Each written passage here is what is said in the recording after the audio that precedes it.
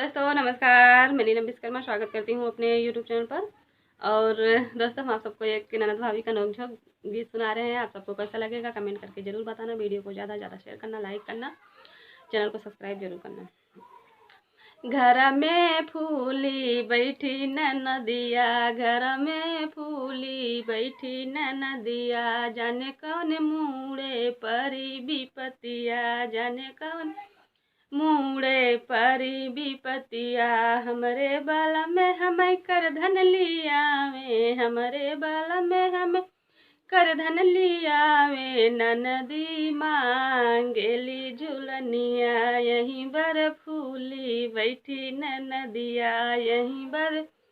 फूली बैठी ननदिया, जाने कौन मुड़े परी विपतिया, हमरे बल में हमें टिकिया ले आवे, हमरे बल में हमें टिकिया ले आवे, ननदी मांगे चाउमिनिया, ननदी मांगे चाउमिनिया,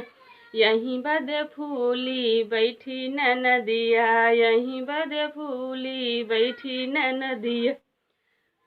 घर में फूली बैठी ननदिया, जाने कौन मुड़े परी विपतिया,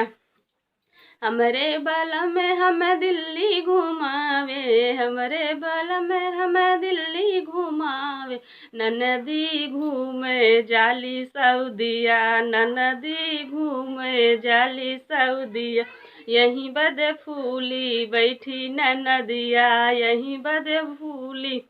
बैठी ननदिया, जाने कवन मुड़े परी विपतिया।